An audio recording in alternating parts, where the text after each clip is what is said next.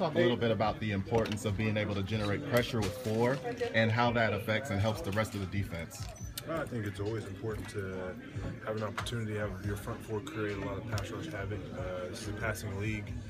We understand that obviously if you can play coverage and you can double cover guys like Deshaun Jackson, guys that are speed guys, open up the top, put a little more awareness on those guys because your front four is doing their job and getting in the quarterback's face and not allowing him to get the ball off is a great problem to have. What's your game week preparation like? How do you ramp up as opposed to preseason? Like, how do you ramp up this week? I'd love to answer that, but I can't answer that. It's a private topic, and just where I can keep it. Is your level of excitement or anticipation different not playing first game with a new team, first regular season game with your new team?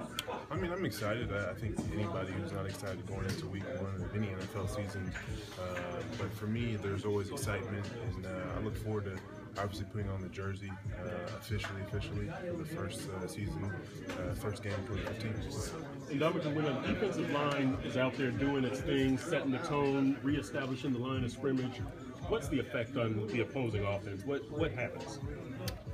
I mean, I don't know. Every team is different. Some people don't mind it, some people do. I would imagine most of the time people don't enjoy having the defensive line set new lines of scrimmage, forcing the quarterback to speed up his process, forcing the running backs to run to the sidelines rather than downhill. That's my particular job. I think that's our overall particular job as a defensive line to create that havoc and set a new line of scrimmage, but also make sure that we're accounted for by their offensive line and create problems for them. How different is going to? I mean, what kind of defense do you guys want to be? Obviously you want to dictate. So do you almost not worry so much about what the other team does, as opposed to more importantly what you guys do to make them do? I mean, that's an interesting question. I think at the end of the day, we're going to create whatever type of defense that we want to. It's going to be our decision. We're going to create our own culture, and then we're going to also understand what we have to do each and every game, what we want to stop. I think first and foremost, you always want to stop offenses, running the ball. I've always found that as the number one goal going into any particular game, even if that team may not even run the ball, but maybe 20 times a game we'll only want 50 yards of rushing. If they only want 50 yards of rushing, we only give them 20 or negative yardage in that factor. But most offenses, how I understand it, being in the league for 6 years, they want to have a great running game and then obviously open it up in their pass game as their pass word. I'm sure that as an athlete, you're never satisfied. There's always room for improvement. But is the relentlessness of the pass rush in the preseason, the level of that surprised you, or is that what you expected? Nothing in my eyes is really surprising. I've said it before. You want to be consistent.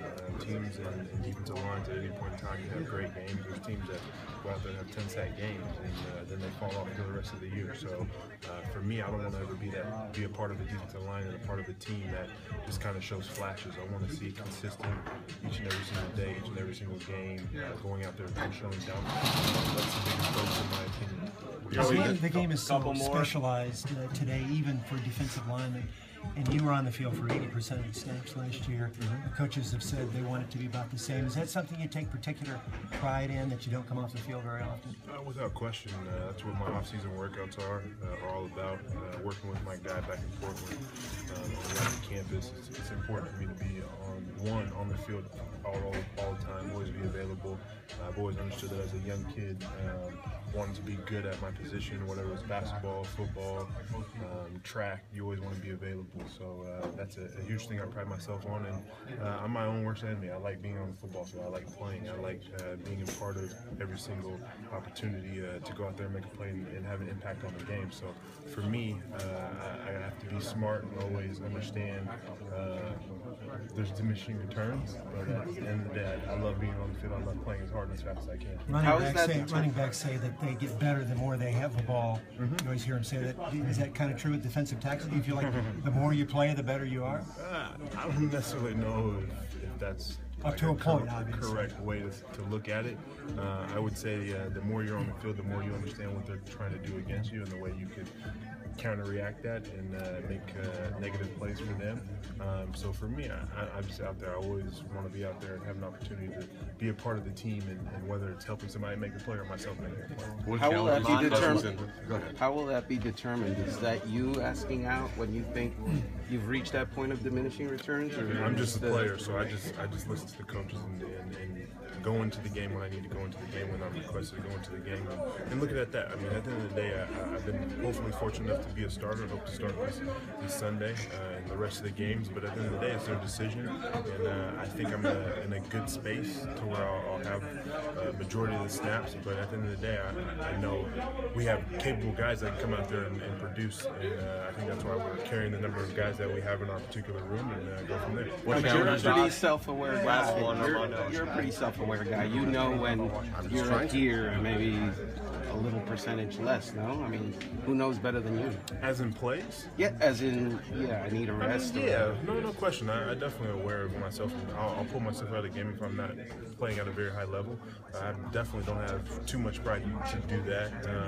At the end of the day, you look at it, you want to be smart. I want to play this game for a long time, and you want to be able to stay healthy. I mean, it's always the great thing is you have great teammates and they can do just as good, and so it's an exciting piece to be able to just go out there and play when you have the opportunity. What challenges do Cousins and the Washington offense present when you watch them unfold? They're offensive guards.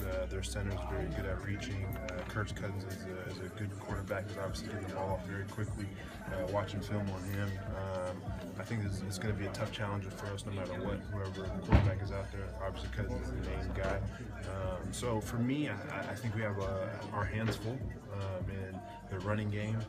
Morris is a guy who can come downhill. Roy Helu, a guy that I know real well, playing with at Nebraska. So I'm excited for it.